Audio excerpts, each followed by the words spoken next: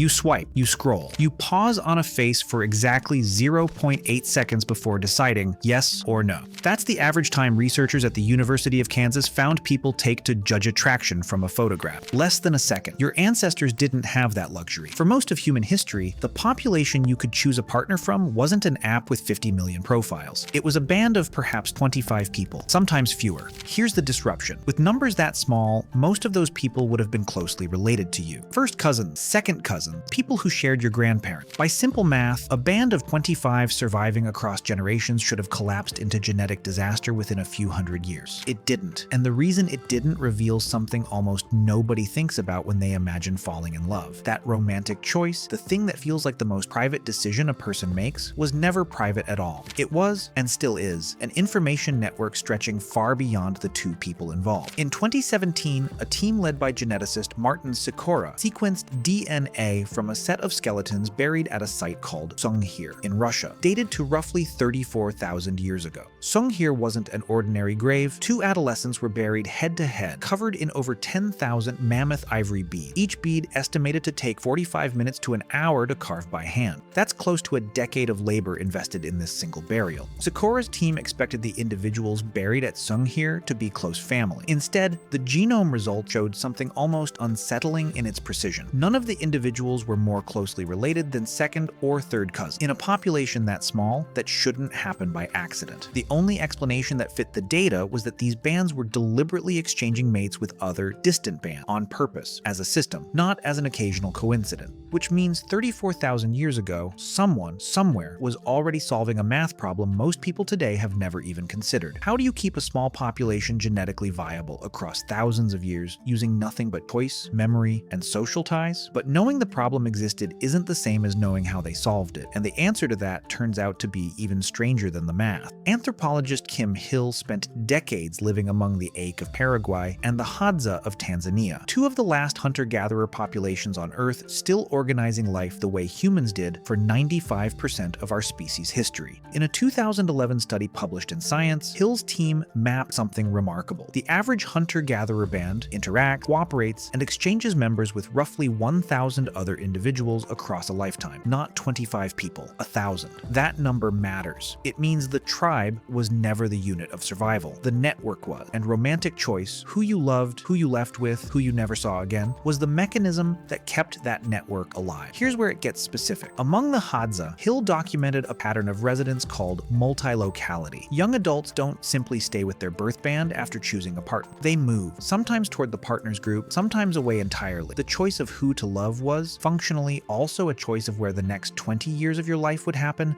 and who would be feeding your children when you couldn't. This wasn't sentimental, it was structural. A partner from a distant band wasn't just a new face, they were a living bridge to unfamiliar hunting grounds, unfamiliar water sources, unfamiliar knowledge. Love in this context functioned as insurance, but here's where it gets stranger. In 2018, archaeologist Brian Stewart led a study on ochre and stone tool exchange networks in Lesotho, southern Africa, tracing obsidian-like materials found up to 200 kilometers from their source. Stewart's conclusion: these materials were moving along the same social pathways used for marriage exchange. The red pigment people wore, the stone tools they carried, the partners they chose, all three traveled the same invisible roads, which means when a prehistoric human found someone attractive, that attraction was riding on top of a system already thousands of years old. A system where beauty, utility, and survival had become impossible to separate. That's not the whole story though, because attraction itself, the actual spark, the thing that made one face register as yes and another as no, has a biological signature that long predates any of these social systems, and it shows up in a place you wouldn't expect: your own immune system.